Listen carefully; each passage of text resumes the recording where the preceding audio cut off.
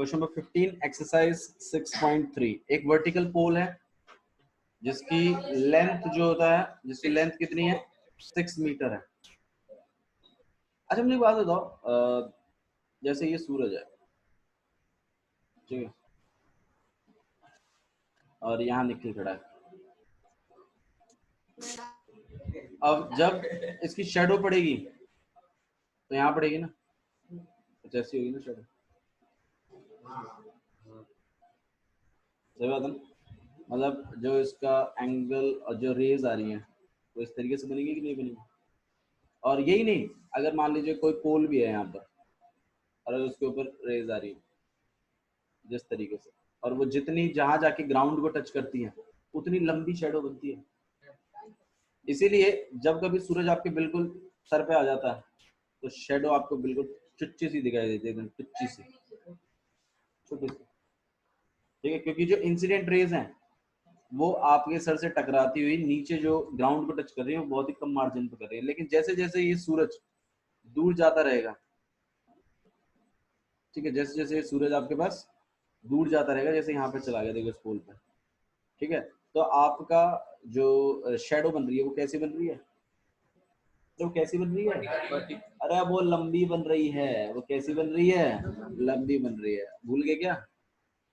सुबह सुबह आपकी शेडो कैसी होती है, बहुत बढ़िया, बहुत बढ़िया। तुम कौन से प्लेनेट पर रहते हो तुम?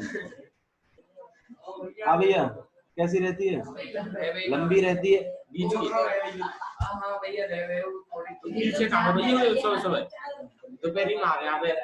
क्या हो रहा है इस देश में भैया? तू कॉमर्स लियो रे, तू आर्ट्स लियो, कॉमर्स नॉर्मल मतलब,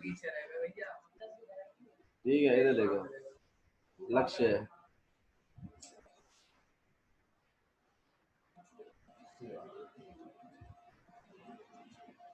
कोई 10वीं करे 12वीं करे ये मैं कमेंट करूंगा, आप मत करिए, अच्छा नहीं लगता। ये आपके पास इस तरीके से हो गया, ठीक है, यहाँ पे आपके पास एक वर्टिकल पोल हो गया। अब ये सूरज थोड़ा सा ऊपर है तो इसकी जो शेडो पड़ेगी, ठीक है, वो आपको कुछ इस तरीके से पड़ेगी, ऐसे टॉप से टच होती हुई लंबी पड़ेगी। मैं देखो होती तो नीचे भी टच है, मतलब मैं बता रहा हूँ आपको जो मतलब मैक्सिमम जो हाइट जाती, जो शेडो की जो लंबी हाइट है वो यहाँ बनेगी ना, और बाकी यहाँ पड़ रही है वो तो यहाँ वाली बना रही है, ये वाली परछाई बना रही है आपकी, जैसे जैसे पड़ती जाएगी नीचे बना दी जाएगी। मेरी बात समझ में आई? ठीक है, आप मान लीजिए जैसे कोई अच्छा, आपने कभी गौर नहीं किया इस बात पे कि चिड़िया भी तो उड़ती है, चिड़िया की परछाई क्यों नहीं बनती? क्या क्या क्या क्या,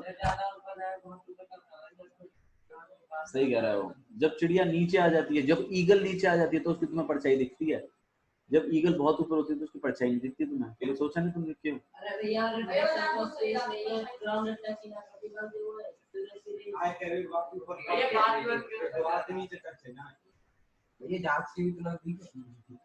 छराई की परछाई दी है, छराई की परछाई नदी के, तुमने सोचा नहीं कभी इस चीज का?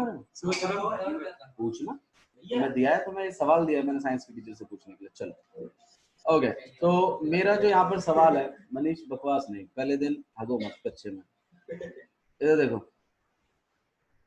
तो ये आपके पास पोल हो गया, ठीक है, और यहाँ पर आपके पास एक सन है, ठीक है, और यहाँ पर भी एक और पोल हो गया, ठीक है। देखो ये जगह कम है, इसके लिए आपको ऐसा लग रहा होगा कि अच्छा किसकी परछाई लंबी बनेगी, इसकी बनेगी इसकी बनेगी? देखो दोनों की बराबर बनेगी, ठीक है। मैं आपको एक बात बता रहा हूँ, देखो ये यहाँ पर ये क्या है, सन मैंने बहुत नजदीक रखा हुआ है, देखो आप खुद अपने आप को समझो ना, मान लो दो बच्चे हैं सेम हाइट के, ठीक है, जैसे अभिषेक और रॉबिन लगा लो, ये दोनों सुबह खड़े हैं ठीक 9 बजे बाहर, तो इनकी परछाई अलग अलग बनेगी कि सेम हाइट की बनेगी? उससे कोई फर्क नहीं पड़ता, आपके प्लॉट में खड़े हो चाहे हमारे प्लॉट में खड़े हो, परछाई सेम बनेगी, लेंथ सेम है, क्योंकि सूरज बहुत दूर है। यहाँ थोड़ा सा आपको नजदीक दिख रहा है इसलिए थोड़ा सा ऐसा लग रहा होगा कि ये दूर है वो नजदीक है, ऐसा नहीं बाबू, एंगल सेम ही तो बन रहा है, बहुत दूर है सूरज में, वही चीज तो कह रहा हूँ, एंगल पे डिपेंड कर रहा है। हाँ तब अलग अलग बनेंगे, तब अलग अलग बनेंगे। मान लो एक खड़ा है सुबह 4 बजे, या सुबह 4 बजे तो मान लो कोई सुबह खड़ा है 8 बजे और एक खड़ा है 1 बजे, तो भाई वो 8 बजे वाले की परछाई लंबी बनेगी, ठीक है, क्योंकि सूरज नीचे है, सूरज नीचे है, तो यहाँ पर जो ये से टकराएगा वो, तो यहाँ पर जो ये देखो, यहाँ पर जो इस तरीके से ये वाला जो एंगल यहाँ ये वाला, अरे मेरी बात सुनो यार, ये वाला जो एंगल बन रहा है, ठीक है, यहाँ पर ये वाला एंगल छोटा है, ये छोटा है तो ये दूर है, ठीक है। अच्छा, जैसे जैसे सूरज ऊपर चढ़ता जाएगा, अब आपका जो एंगल बनेगा वो ज्यादा मुंह खुल के बनेगा और आपकी परछाई छोटी 90 का आ जाएगा बिल्कुल। जब एकदम टीका टीक सर, तुम मतलब सूरज तुम्हारे बिल्कुल सर पे होता है, तो तुम्हें तुम्हारी परछाई बिल्कुल कदमों में दिखाई देती है, और फिर जैसे जैसे जैसे जैसे सूरज इधर आ जाता है, परछाई इस तरीके से फिर यहाँ पर एंगल बनने लग जाते हैं। जितना जितना दूर जाएगा सूरज, उतना छोटा एंगल बनेगा, और जितना छोटा एंगल बनेगा उतनी ज्यादा बड़ी शेडो बनेगी। चलिए, इस पे इतना डिबेट करने की कोई जरूरत नहीं है। देखिए क्वेश्चन नंबर 15 में क्या लिखा हुआ है। क्वेश्चन नंबर 15 में एक बात लिखी हुई है कि एक वर्टिकल पोल है जिसकी लेंथ 6 मीटर है। तो एक वर्टिकल पोल मतलब स्ट्रेट पोल, जिसकी लेंथ कितनी है आपके पास, 6 मीटर, ठीक है। एक वर्टिकल पोल है,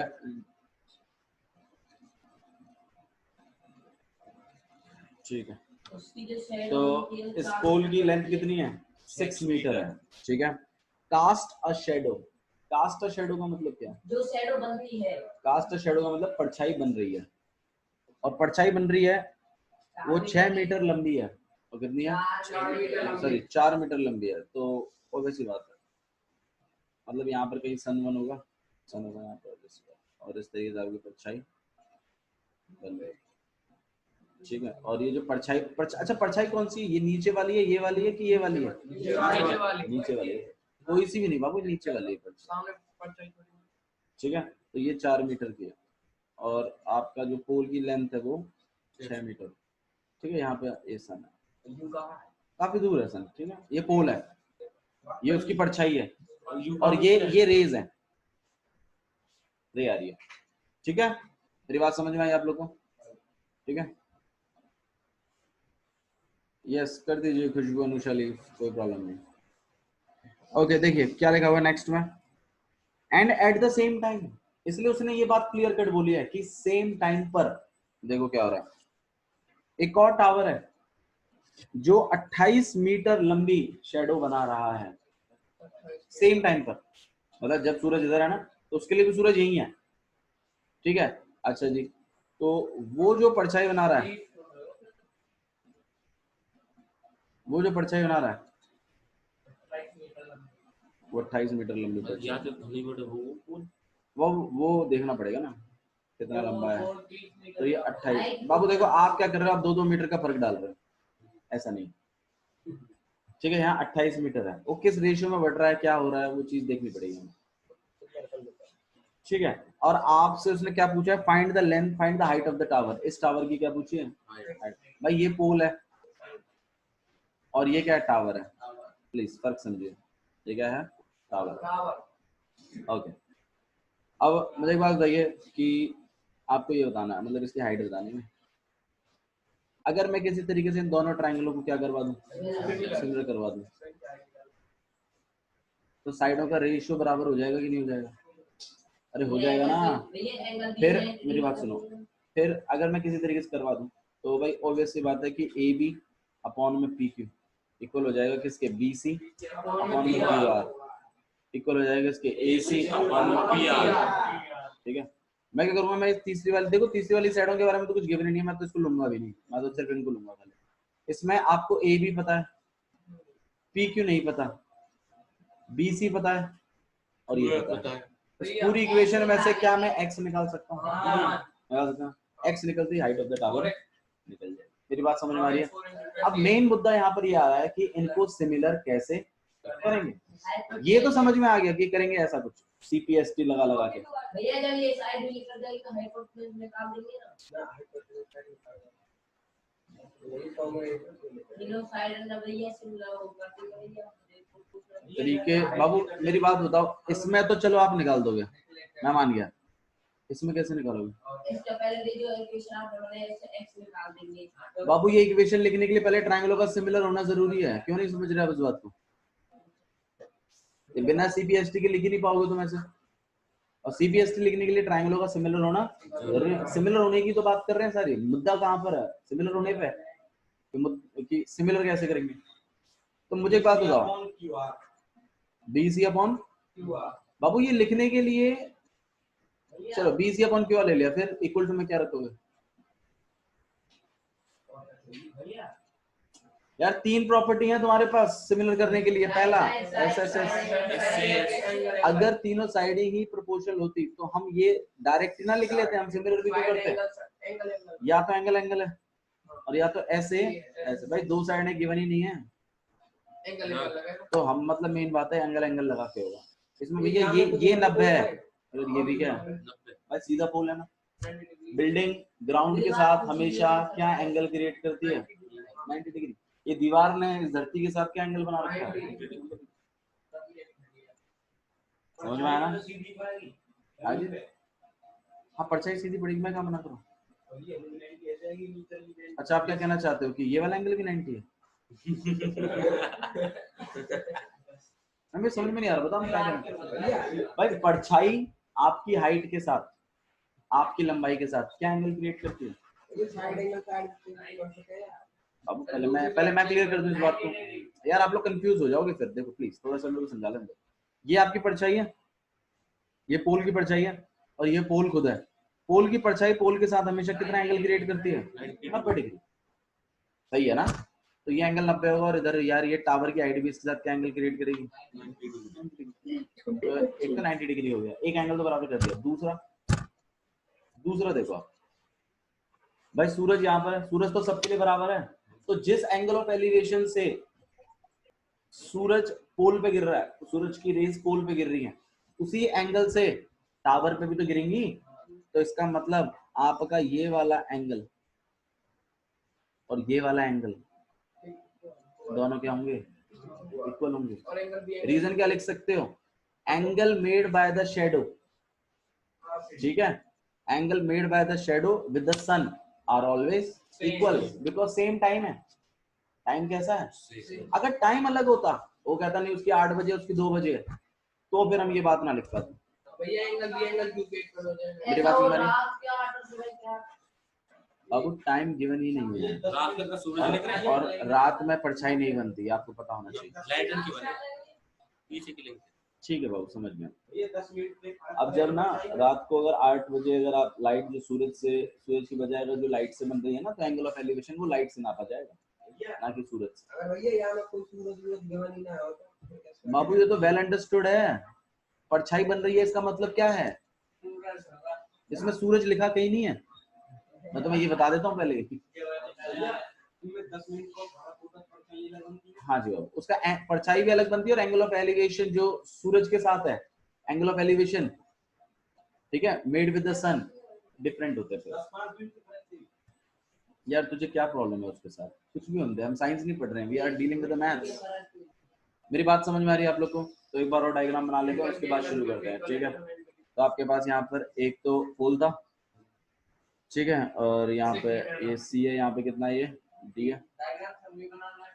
हाँ बाबू डायग्राम बनाना, डायग्राम मस्ट है। देखो आदत बनाओ डायग्राम्स बनाने की, ठीक है। और यहाँ पे 6 है और ये कितना है आपके पास? 4 मीटर है, ठीक है। एक और टावर है, एक टावर है, ये तो पोल था, ये टावर था, ठीक है। ये कितनी बना रहा है? 28 मीटर बना रहा है और आपसे पूछा ये बनाने के लिए, तो इसका नाम हम लोग दे देते हैं पी क्यू आर दे देते हैं। करें शुरू? ठीक है, तो in triangle C D F, मैं लिखूंगा, रीजन लिखूंगा ना, चिंता कर रहे हैं। एंड ट्राइंगल पी क्यू, ठीक है। अच्छा जी, कुछ बातें गिवन है आपको, गिवन में लिख लीजिए।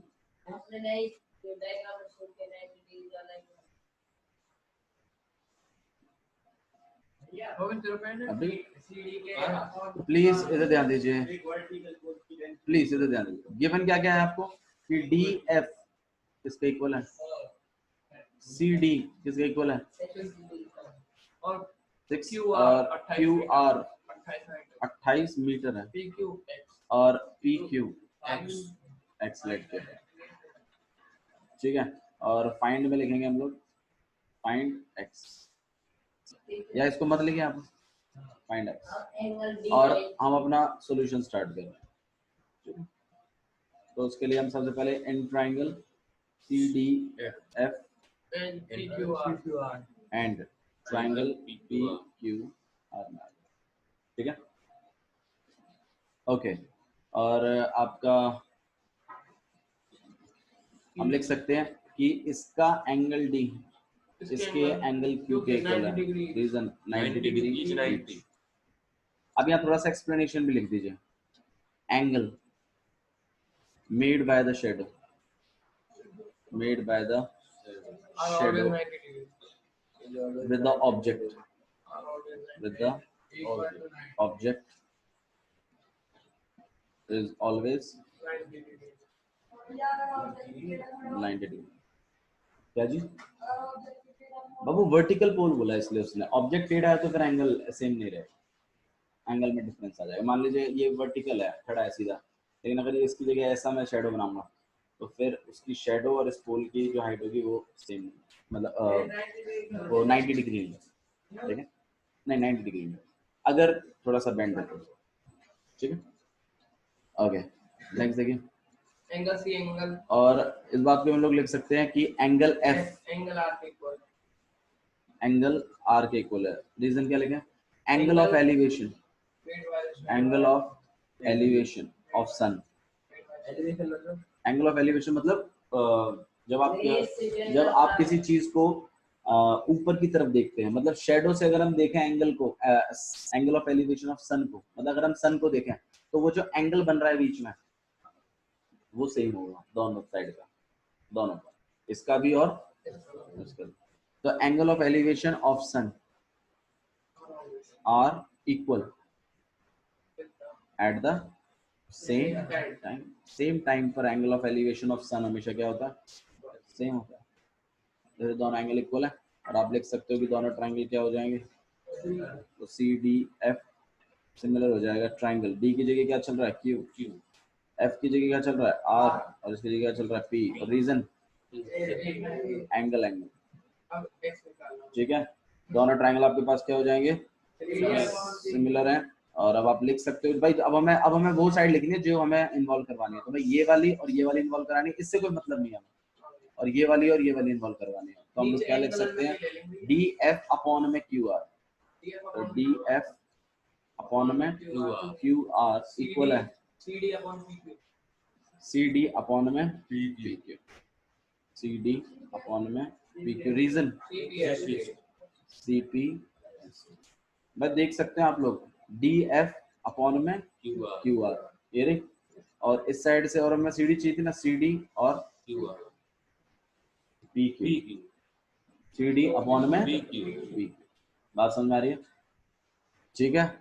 वैल्यूज पुट कर देते हैं इनमें, अब भाई डी एफ कितनी है, अपॉन में 4 इक्वल टू में 28 है, सी डी 28 है, तो क्यू आर कहाँ है, क्यू आर 28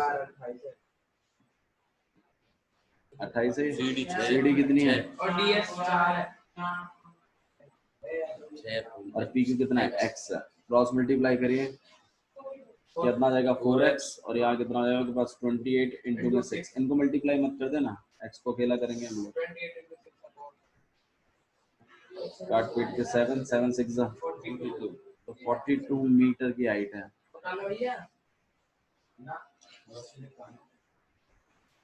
बात क्लियर है, अगर आप रफ में उतार रहे हैं तो बिल्कुल उतार लीजिए, और अगर पेयर में है तो मत उतारिए, ठीक है। रफ कॉपी में आप चाहें तो नोट डाउन कर सकते हैं, कोई इशू नहीं, ठीक है। ओके, तो let's move to the next question, question number 16। ऐसा कुछ नहीं, देखो तो सही क्वेश्चन में अगर बनेगा, देखेंगे कैसे बनेगा, मुझे क्या पता बड़ा है छोटा, ठीक है। If AD and PM are medians of triangle ABC PQR, तो दो ट्राइंगल्स है आपके पास, ABC है और PQ, तो दो ट्राइंगल्स हम ड्रॉ कर रहे हैं यहाँ पर, बीच में ठीक है, दिस इज ए बी और सी, और यहाँ पे पी क्यू और आर, ये दो ट्राइंगल्स आपके पास, ठीक है। और यहाँ पे गिवन है कि A D and P M are medians. तो ए डी मीडियन क्या होता है भाई विवेक? हाँ जी, जो किसी वर्टेक्स से सामने वाली लाइन पे जो बराबर जो जाके बराबर। यार इतना सिंपल समझा था मैंने, बहुत सिंपल बता रहे। यमन तू बता। हाँ जी, कोई बात नहीं, पूछ लेंगे, कोई बात नहीं, पूछ लेंगे। I tackle him in another situation. हाँ जी, मीडियन बताओ। तो कितना क्लियर बताया था मैंने मीडियन को। जो वर्टेक्स से जाकर जो अपोजिट मेरे जितना क्लियर मीडियन को कोई टीचर नहीं बता सकता। मैं बहुत क्लियर शब्दों में बताया था। मीडियन एक लाइन है जो कि एक वर्टेक्स और अपोजिट साइड के बीच वाले पॉइंट पर टच होती है, फिर भी बराबर हिस्सों में बांटती है, ये करती है वो करती है। जो पूछ रहा हूँ वो तो बता नहीं रहे। बोल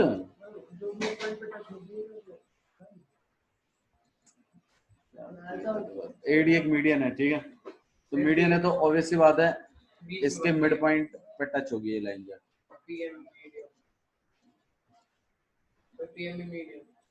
ठीक है।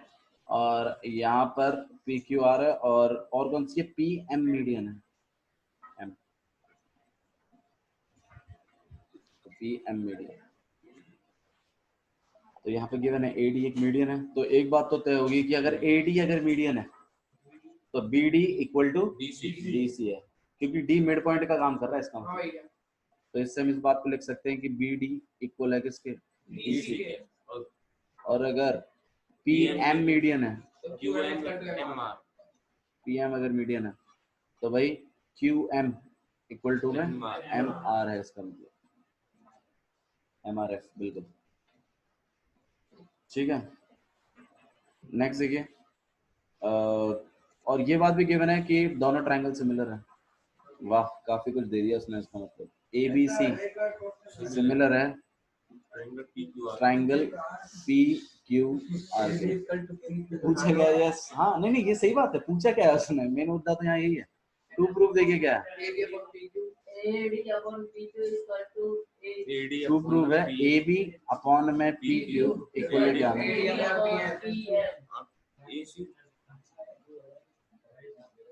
अरे एसी कहीं भी हो, क्या फर्क पड़ता है? एसी के बारे में नहीं पूछा, एसी तो लगा हुआ है, चल भी रहा है, क्या दिक्कत है आपको?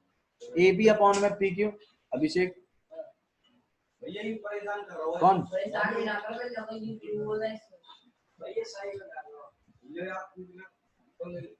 किसी न किसी से ये कहा है, किसी महात्मा ने ये कहा था कि भिखारियों को जब सब कुछ मिल जाता है ना तो वो अपनी औकात भूल जाते हैं। किसी बड़े महात्मा ने कहा है ये, ठीक है। और ना मेन बात यहाँ पर ये है कि मान लीजिए मैंने तुम्हें थोड़ा कंफर्ट किया कि भाई तुम्हें गर्मी लग रही होगी तो तुम्हें कीड़े खूज रहे हैं। तो कहते हैं ना बच्चा जब मीठा खा लेता है तो पीछे क्या होते हैं? चनूने। तो वो वाली बात है।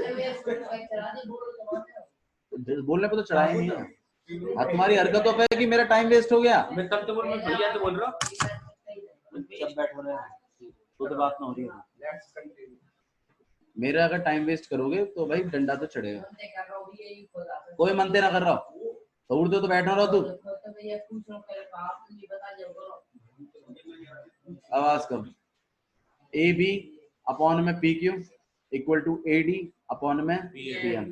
भाई साइडें देखिए कौन सी इंगेज है और किन चीजों को करने से, किन ट्रायंगलों को सिमिलर करने से ये चीजें मिलेंगी। देखिए ए बी और ए डी, हाँ भाई कौन सा ट्रायंगल है? ये वाला ट्रायंगल। और इसको देख लो, और पी क्यू और पी एम, यहाँ पी क्यू है और यहाँ पी एम है। तो इन दोनों ट्रायंगलों को अगर सिमिलर कर दिया जाए तो चांसेस हैं कि ये वाली चीजें मिल जाएंगी, चांसेस है। अब इन दोनों ट्रायंगलों को सिमिलर कैसे किया जाएगा उस चीज पे बात करते हैं। देखो भाई, मुझे एक बात दो यार, ये कंप्लीट ट्रायंगल्स सिमिलर है कि नहीं? तो भाई एंगल बी तो एंगल क्यू के इक्वल हो गया सीधा सीधा। अरे सही है ना, दोनों ट्रायंगल सिमिलर हैं, तो जब दो ट्रायंगल सिमिलर होते हैं तो उनके एंगल्स भी क्या हो जाते हैं? तो मुझे बात दो यार, ये वाला एंगल इस वाले एंगल के इक्वल हो जाएगा कि नहीं हो जाएगा? और सुन लो मेरी बात, क्या जी? तुम्हें क्या पता ये एंगल बाइसेक्टर है? तुम्हें किसने बोला एंगल बाइसेक्टर? ये तो मीडियन थी। एंगल बाइसेक्टर बोला है क्या उसने? हाँ तो ये पूरा एंगल या पूरे एंगल के इक्वल है। कहाँ? अरे डिवाइड टू बोथ साइड के लिए ये हाफ गिवन भी तो होना चाहिए कि एंगल बाइसेक्टर है। ये कहाँ दिया हुआ है भाई? यू ट्रायंगल है, यहाँ में यू कोई लाइन जा रही है, तो क्या पता यू वाला एंगल या वाला एंगल के इक्वल है? तो क्या पता? जब एंगल बाइसेक्टर बोलेगा उसका तब बोलेंगे यहाँ भैया हाफ में लिख सके बात।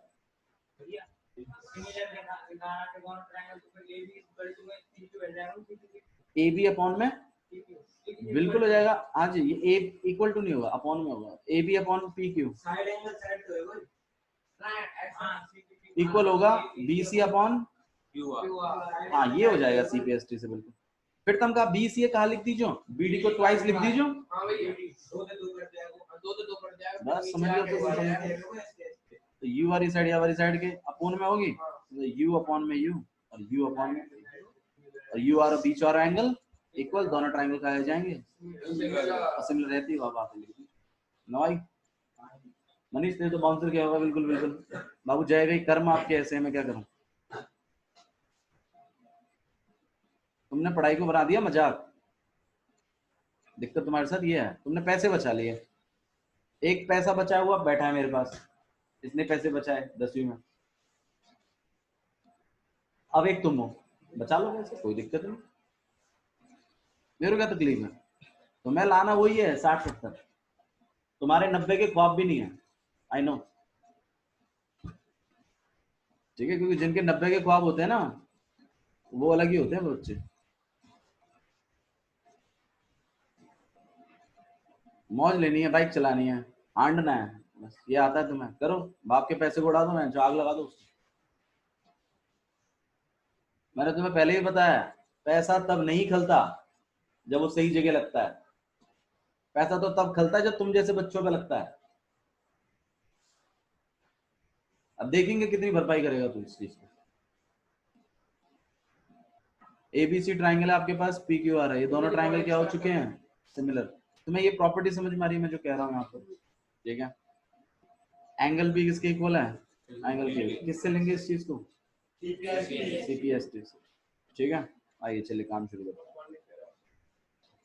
तो भाई पहले उन ट्राइंगलों में हमें चलना पड़ेगा, हम प्रूफ स्टार्ट करें हमारा। वेरी गुड, ठीक है। तो इन ट्राइंगल पहले आप उनकी इक्वेशंस को निकालोगे, चलो ऐसा कर लेते हैं, उनकी इक्वेशंस को लिख देते हैं। इन ट्राइंगल एबीसी चलते हैं and triangle P Q are, भाई ये दोनों सिमिलर ही तो है, पहले इनमें जाना तो पड़ेगा ना, बोलना तो पड़ेगा। ट्राइंगल एबीसी सिमिलर है ट्राइंगल पी क्यू आर, या फिर इसको ना भी लिखो तो चलेगा डायरेक्टली सिमिलर। और यहाँ पर रीजन क्या है? और इससे हम लोग क्या क्या कंक्लूड कर सकते हैं कि एंगल बी किसके इक्वल है? रीजन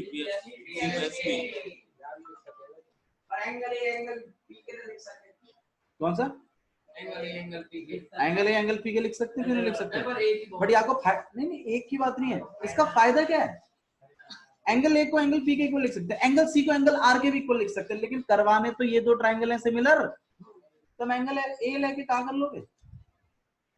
तुम तो वाली बात करोगे। मैं कह रहा हूँ पलवल में रेट बढ़ेंगे, पलवल में, तुम जाके कोसी कला में ले लो खेत, तो मैं कह रहा हूँ पलवल में रेट बढ़ेंगे, तुम मुरादाबाद में ले रहे हो जाके। अरे मैं कह रहा हूँ पलवल में बढ़ेंगे, वो वाली बात हो रही है यहाँ पे, ठीक है? तो मैं कह रहा हूँ इन ट्राइंगलों को सिमिलर करना है, आप कह रहे हो एंगल ए को एंगल पी के, अरे लिख सकते हैं, लिख सकते हैं, मैं भी कह रहा हूँ लिख सकते हैं, लेकिन फायदा सब सीपीएसटी लिख सके, फायदा तो जिस चीज का फायदा है वो करेंगे ना काम। किसको? हाँ वो करवाएंगे ना, अभी करवा, उस चीज का फायदा है। तो इसको हम इक्वेशन 1 मान लेते हैं। क्यों? क्योंकि जब हम छोटे वाले ट्रायंगलों को करेंगे तो इसका यूज कर लेंगे वहां। ठीक है, देखो समझो क्वेश्चन को डिलीवर कैसे करना है। ठीक है, और ए बी अपॉन में P Q, A B upon में पी क्यू, देख लो आप, ए बी अपॉन में पी क्यू। और कौन सी साइड चाहिए? बी सी अपॉन में क्यू आर चाहिए। अच्छा, ये वाली साइड चाहिए क्या? ना। तो या एम लिखेंगे, बोल। हाँ लिख सके। उसने मेरे को बोला कि पहले गिवन विवन करके वो इक्वेशनों को लिखवा दो और फिर करना। कोई बात नहीं, पहले इसके ट्रायंगलों में सिमिलर विमिलर निकाल के इक्वेशन 1 इक्वेशन 2 बना लेंगे, फिर उन ट्रायंगलों में जाएंगे, डायरेक्ट लिख देंगे using equation 1 using equation 2, direct हो जाएगा। ठीक है, नहीं आ रहा समझ में? ठीक है, ओके। तो ए बी अपॉन में क्या लिखूं मैं यहाँ पे? Very good. और बी सी अपॉन में, तो ए बी अपॉन में P Q equal to B C upon में, देखो यहाँ से बी सी ले रहे हैं, यहाँ से क्या ले रहे हैं? और reason C P S T. क्या ऐसे ही इक्वेशन 2 मान लो ना? इसे क्या मानेंगे? अबे पहले ट्वाइस तो करवा दो, नहीं करवाओगे क्या? उसके बाद मानेंगे उसके इक्वेशन। ठीक है, तो अब मुझे बताओ बी सी को मैं क्या लिख सकता हूँ? ट्वाइस और बी डी लिख सकता हूँ। और रीजन क्या होगा उसका? क्योंकि डी मिड पॉइंट है। डी क्या है? Mid point. और क्यू आर को मैं क्या लिख सकता हूँ? भाई लिखने को मैं एम आर भी तो लिख सकता हूँ, मैं एम आर क्यों नहीं लिख रहा हूँ? करना तो यू आर ए ट्रायंगल है, एम आर ए कहाँ करेंगे? वही मुरादाबाद वाली बात हो रही है। मैं कह रहा हूँ पलवल में रेट बढ़ेंगे, तुम जाके मुरादाबाद में ले लो, कोई फायदा नहीं उसका। ठीक है, तो लिखने को हम एम आर लिख सकते हैं। नहीं सही बात है, देखो जो डाउट है वो डाउट है भैया। आप लिखने को आपने यही क्यों लिखा है? क्योंकि बाबू वो ट्राइंगल हमें वो वाले सिमिलर करना है, इसके लिए उसकी साइड बनानी जरूरी है वहां पर। ठीक है, तो हम क्यू आर की जगह हम लोग क्या लिख सकते हैं? Twice of Q M. Reason में यहाँ पे लिख दूंगा, चिंता मत करो आप लोग, रीजन यहाँ पे लिखना पड़ेगा आपको, क्योंकि D is mid point, D mid point है। और अगर डी मिड पॉइंट है, ठीक है, तो ऑब्वियस सी बात है कि बी डी इक्वल टू में क्या है? D C. B D equal to में डी सी। और जो बी डी जो बी सी है that is twice of B D. मतलब अगर आप देखो स्टार्टिंग वाली बात है तो फुल एक्सप्लेनेशन लिखो। क्यों? वो डी मिड पॉइंट था इसलिए दोनों साइड बराबर होगी, दोनों साइड बराबर होगी, तो हम यहाँ वाली साइड है ट्वाइस ऑफ ये लिख सकते हैं। मेरी बात समझ में आ रही है? ऐसे इसके लिए M is mid point.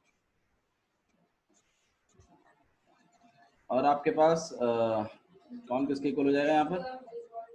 Q M equal to में M R, Q M equal to में एम आर, और क्यू एम नहीं Q R twice of Q M. मेरी बात समझ में आ रही है ना? ठीक है, ओके।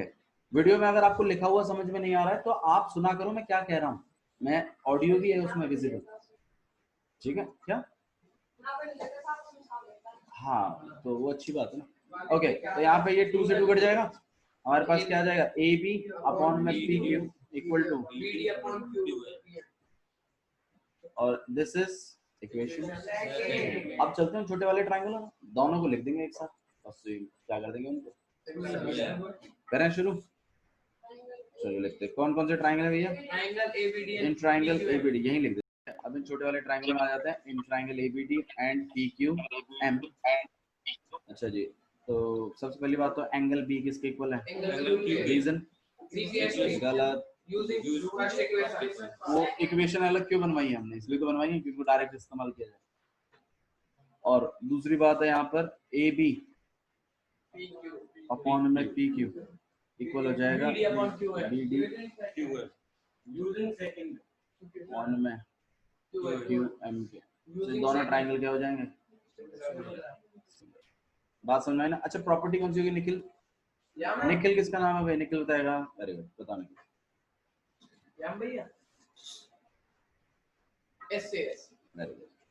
ठीक है, तो एंगल बी की जगह क्या चल रहा है? क्यू। बी की जगह क्यू चल रहा है तो ए की जगह क्या चल रहा है? पी। और यहाँ पे एम। ऐसा कुछ नहीं है, जैसा ऊपर लिखा है वैसा ही लिख देना नीचे, ऐसा कुछ नहीं है, मैं बता चुका हूँ आपको पहले। हाँ, और रीजन क्या होगा यहाँ पे? S A. और जैसे ये काम हो जाएगा, हाँ CPST गलत आ जाएगा तुम्हारा। वो सही लिखनी है, ट्राइंगलों को सही लिखना बहुत जरूरी है। अगर ये गलत लिखे तो इससे लिखने वाला CPST जो तुम लिखोगे वो गलत लिखोगे, ठीक है। अच्छा जी, तो प्रूफ में कर देते हैं AB की जगह AB अपॉन में PQ इक्वल हो जाएगा आपके AD अपॉन में PM और रीजन CP और आपका हैंस। बाबू ऊपर तो होता है ना, वहाँ BD और QM चल रहा है। ये बात आपको समझ में आ गई, क्वेश्चन समझ में आया आपको? ठीक है, इसी के साथ आपकी एक्सरसाइज 6.3 कंप्लीट होती है। That's all for today, thank you.